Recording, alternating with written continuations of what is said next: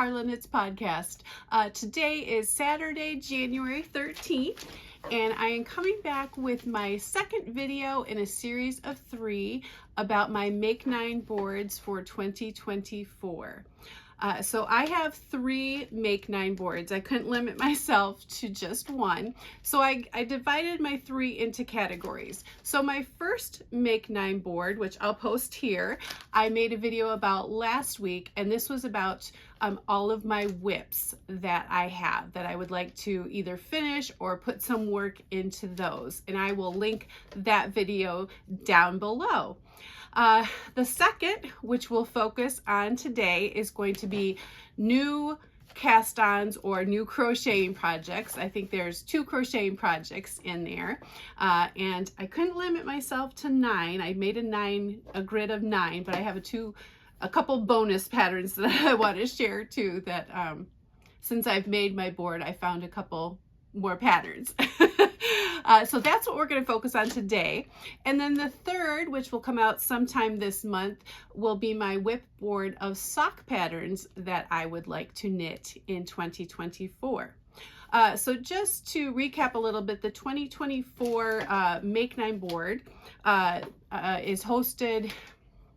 This make along, I guess, is hosted by Amy of Noble Character Crafts, and it's an Instagram make along. The hashtag is Make92024Mal, where you post a grid, a 9 picture grid of projects you'd like to make for 2024. And then as you're working on projects or as you finish projects, you can use the hashtag and then be entered to win prizes in her podcast, in her, she posts on YouTube, her video, sorry, not very clear. So she is the one hosting this. I did not make a Make 9 board last year. I have in the past. I guess I just felt like I really wanted to kind of organize what I was going to do this year. So it feels like a good plan right now. And I think I said this in the last video, these things could all go out the window. So, so we'll see. But today's video, we are going to focus on my Make 9 new projects. So, the first is called Gusty. It looks like it's a little triangle shawl by Laura Aylor. I chose this. I guess I have the yarn. I had the yarn first, and I'm trying to find yarn to match a pattern. And so this is the yarn I have. This is Berroco Topaz. I don't see a colorway name. I see a color number 1212.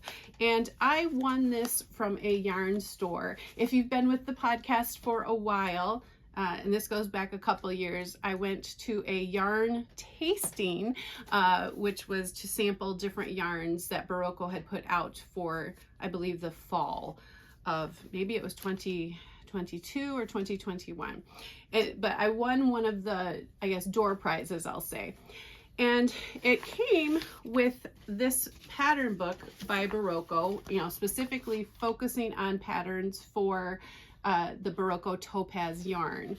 And the pattern in here is this shawl, which is very pretty, but it looks a little bit more involved than what I want to do. I haven't studied the pattern completely, but it looks like you are making different squares and going in different directions. And I wanted a simple, easy knit.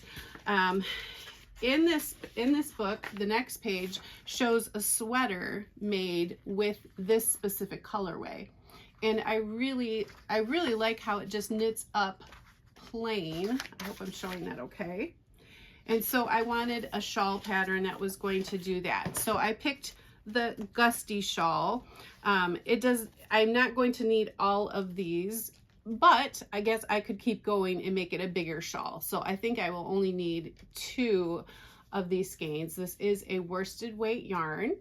It is wool, alpaca, and nylon. It is super, super soft. Oh, it is very, very soft. It's very interesting that it has the blues and golds in it because our school colors for where I live, like the high school where my kids went and where my son teaches, are blue and gold. So I think that's kind of funny. So that would be an appropriate shawl to wear in my town. So that is the first project. The second project is the Galway or Galway. I don't know exactly how to say that word. Sorry. Galway Christmas Stocking by Woolen Knots. And this pattern came about because I have this skein of yarn, which I picked up last year in January, a very sheepy feeling yarn. This is Spence Post Fibers by Rising Moon Ranch in Lonedell, Missouri. And I was on a trip to St. Louis and went to a local yarn store and thought it would be neat to buy yarn, you know, that was locally sourced. So it says it's a unique farm blend of Finn, Suffolk, Leicester, I'd never say that word right, and alpaca from my farm located in Lonedell, Missouri. I know I didn't say that right, but it's a DK weight yarn. It feels really, really nice. And I thought this would really show up well in this stocking. So, you know, there's different textured patterns in this stocking. Let's see, did I say Galway Christmas Stocking by Woolen Knots? I will say the toe part of the stocking is a little short. So I don't know if I would length, or, you know, the foot part is maybe a little short. So I might lengthen it if I have the yarn and the yardage to do that. But I thought it would just be a really cute stocking for a decoration. So I'm not intending this to be a stocking that we use, but it would be a beautiful stocking for a decoration. So I'm really excited about that pattern as well. Yeah, very, very sheepy. All right, moving right along. Number 3 from my Make 9 board is Fiddly Bits. Isn't that a great name? Fiddly Bits by Jana Pihota. And I can't remember, I did see this on someone's podcast, I think, or maybe it came across Instagram. But this is a great way to use up fingering weight yarns. And I'm going to put a picture in here of my drawer of fingering weight yarn leftovers. And this is one drawer of actually 2 drawers that I have with fingering weight yarns. But this is one of the drawers. So I have a lot of fingering weight leftovers from sock projects, from shawl projects. You know, there's mini skeins, leftovers, Fiddly Bits, appropriately named. So I think it would be really fun. This would be probably an ongoing scrappy project, which could be really fun to work on. I do have some scrappy blankets if you joined me in my last Make 9 video. So I'm probably not going to start this anytime soon. We'll see. I don't know. I'm really, really attracted to it. And I think it would be super, super fun and a super fun way to use up leftovers. So I am excited about that. Number 4 is the Sand Dunes Project Bag by Simply Bound. And I am including all of the show notes down below. I don't know if I said that. I don't think I said that at the beginning of the episode. I did say I would link, you know, the other Make 9 video, but all of these patterns will be listed down below should you want to, you know, check any of these patterns out. So the Sand Dune Project Bag, I have this yarn. This is by Berroco again. It's Pima 100. It is a very, very soft 100% Pima cotton. It is a worsted weight, and this would be to make that beautiful knitted project bag. And I think I purchased this probably this summer on a yarn shopping trip to a store in Lincoln. And I had hopes of making it last year, but just did not get around to it. So it is on my Make 9 board for this year with the hopes that I can make that. It just looks like a really nice little bag. I don't know if I will use it for a project bag. It would be a cute little market bag. I guess it would be a cute little bag if you were going to the beach too. So we will see, but I'm excited about this project. All right, number 5 is Driftlines by Shannon Cook. And this project may have been on a Make 9 from previous years. I don't know. I know I have talked about this pattern before, so this is something that I've wanted to make. And you know, all of these patterns I have yarn for in my stash, and that's kind of what this is going around to. Projects that I, you know, either specifically bought yarn for, or that they're projects I want to make that I have yarn that I can pick from my stash, because I do hope to use my stash this year, a low buy year. So this yarn is by Harrisville Designs. This is called Daylights, and it's probably reading a very natural color. I have 2 of these, but it's called Bloodshot. And if you look very, very closely at it, there are flecks of pink throughout, which I love. My pink loving heart loves that. And this is a really, it's kind of a rustic feeling wool. It's an American Cormo and wool. This is DK weight, but I think it will really show off the pattern nicely in this Driftlines cowl pattern. I don't think I said it was a cowl. I think that will show off really, really nicely. And I think I purchased this from Maker and Stitch in Colorado. I haven't gone to that store in person, but I get a lot of my yarn inspiration from Grace of the Cat Knits podcast, and that's one of the stores she likes to go to when she visits Colorado. And so I did purchase that from there. So that was number 5. Number 6, I've got a couple pairs of mittens on my Make 9 board, which I wish I had one of these pairs of mittens right now for me. I do have a pair of mittens that I made. They're a DK they're a DK weight yarn. Superwash merino. They're the stripy mittens that I made with Knitty McPurley's Advent of 2022, and they are so fun and so colorful. But I think I want just a little more warmth and hardiness to the mittens. So the first mitten pattern that I chose is the Woodstack mittens by Jane Richmond. And I chose this because I have leftover yarn from a sweater project that I did years ago. And if I remember, I'm going to insert a picture here of myself wearing the sweater. I cannot remember the name of the sweater. I will try to insert it. But it was from Elena Dacos of Never Not Knitting. And I love her designs. She uses a lot of plants or leaves, a lot of nature in her designs. So I made a sweater. And I had 2 skeins left over of the yarn that I used. This is by Quince Co. And it's Lark. It's 100% American wool in the Malbec colorway. And it's a very it's a kind of a rustic-y feeling wool, and so I think that is going to be warmer.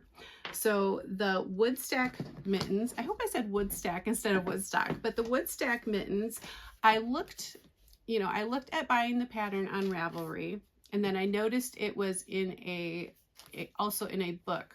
And so I looked on Amazon for the book, and so I actually purchased the book because I could get more patterns, and it was, I think, a used copy, so it was not very expensive.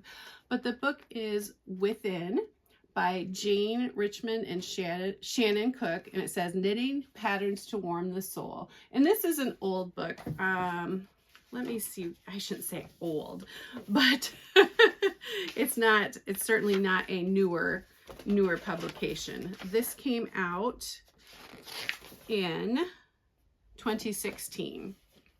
So the Woodstack mittens, I had marked the page here. Really cozy textured mittens. The photographs are really beautiful in this book. And actually the back page has a beautiful picture of the mittens. So I think this is going to make a really nice pair of the Woodstack mittens.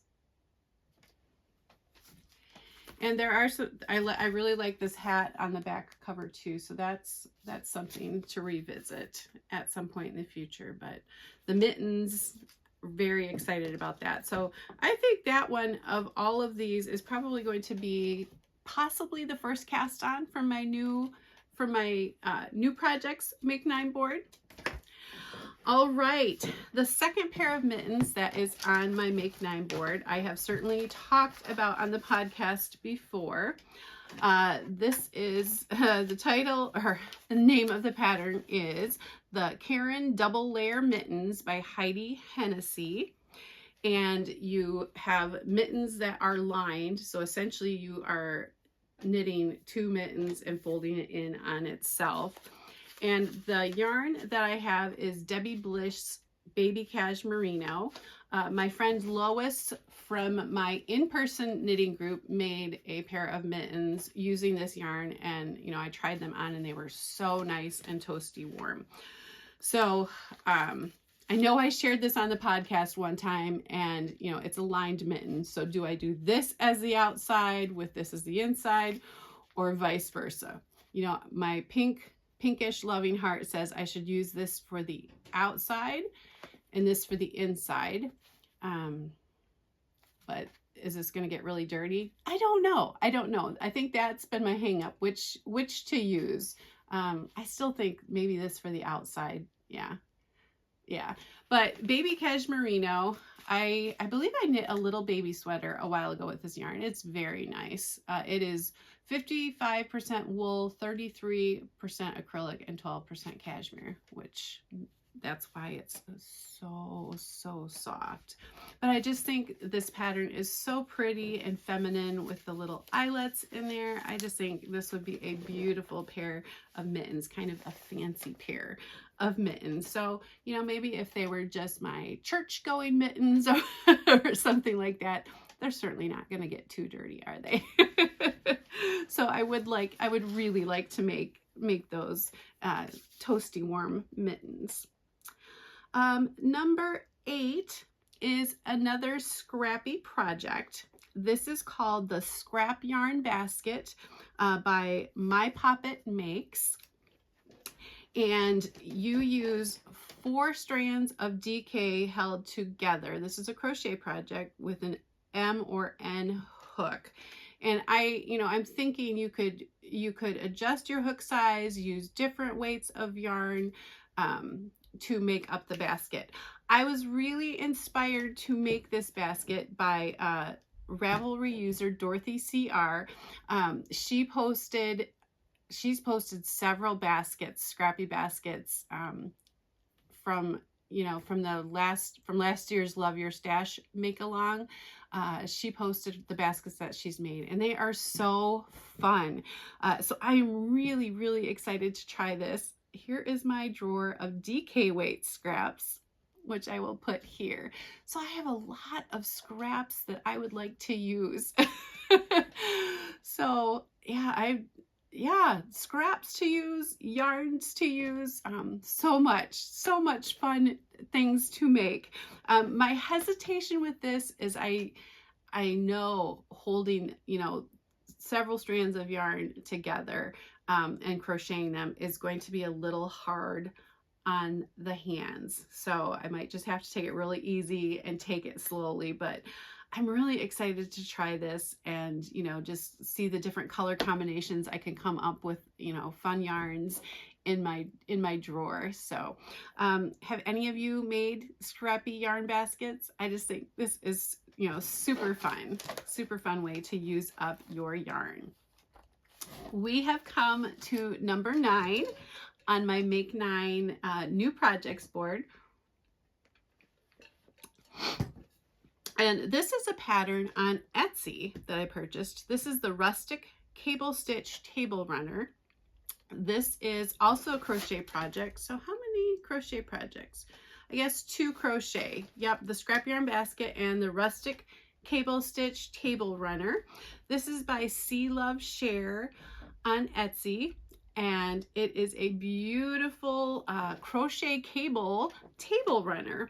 And I have the yarn that it called for, so very affordable. This is Bernat Softy Chunky. It is a 100% acrylic yarn in the natural colorway. So I have 6 skeins of this, and I think that is to make an 84-inch table runner, which I don't think I would be making that long of one. One of the pattern photos shows it hanging over the table, and I don't want it that long, but I think it would be really pretty, you know, in an ideal world. If my kitchen table was cleaned off and didn't have, you know, different piles of stuff, you know, mail, my purse, you know, it's just a gathering place for stuff. But at Christmas time or in the winter time, I think it would be just so pretty to have that table runner on the table. And you know, if you saw the pattern photo where she has like red ornaments on there, I think that would be so pretty, or red candles, some greenery. I just think that would be so beautiful. So that is crochet.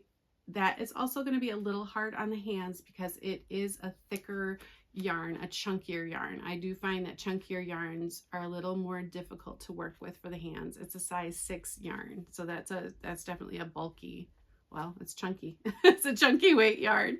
So but it's so beautiful. I'm really excited to try that. And I think it's really cool that, you know, crochet, you can get the look of cables with crochet, just, you know, like you have cables in knitting. I think that's really cool. So I told you at the beginning that I do have a couple of bonus patterns. I was watching the Knitting Posse podcast this week, and they are hosting a make-along making Thea Coleman projects. And if you saw my first Make 9 video, one of my whips is the Piked Out Poncho by Thea Coleman, which only has very little started.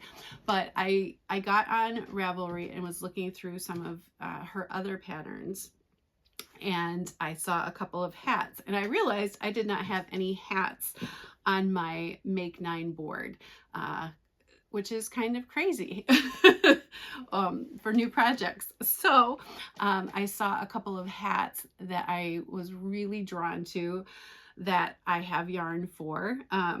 So the first is the smoked orange hat. And I actually have this gorgeous, gorgeous yarn. This is by High Desert Yarn. It does not have a colorway name, but would this not make a gorgeous, gorgeous smoked orange hat? And of course, it doesn't have to be an orange color, but I have this skein in my yarn, or I have this skein in my stash, and I'm like, oh, that would be gorgeous. So I love the cable details in this, and some of the I'm not exactly sure what the little textures are, if they're little baubles. It just looks like a beautiful, beautiful pattern. So I'm excited to use this yarn. Yeah, I don't even remember when I got this, but I'm really excited about that. And then the final one is also a hat by Thea Coleman, and it is the Plymouth Gin Hat. So she names her patterns after adult beverages. So this is the Plymouth Gin Hat, and I absolutely love the cable pattern on this. And when I saw the pattern photo, I kind of remembered this skein of yarn that I have in my stash, which reminded me so much of her pattern photo. I've had this in my stash for probably 4 or 5 years. This is Malabrigo Rios in the, it looks like Cielo y Tierra colorway. So I'm not even sure if that is available anymore, but isn't that beautiful? Like smoky blues and some brown tans and grays. I think that would be beautiful. I love Malabrigo Rios yarn. I've used it in other projects. It is so beautiful. And I think that would make a gorgeous hat.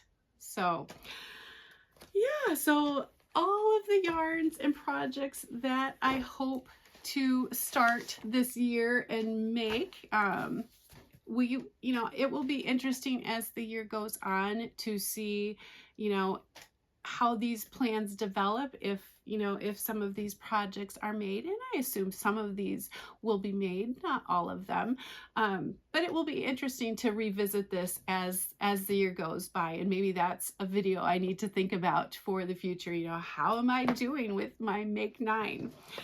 So I really appreciate you joining me today for this second video in this series. I would love to hear if you have a Make 9 board or what your plans are for 2024.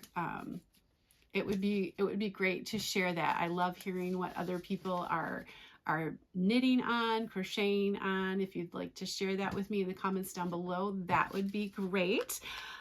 Stay tuned for the third video, which will be my Make 9 board of socks to come out this month still. And I would love it if you'd give this video a thumbs up and subscribe to the channel and continue seeing how the Make 9 plans develop this year.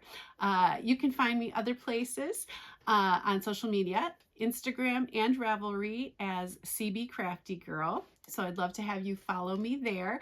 Thank you so much for joining me today, and I'll see you in the next video. Take care. Bye-bye.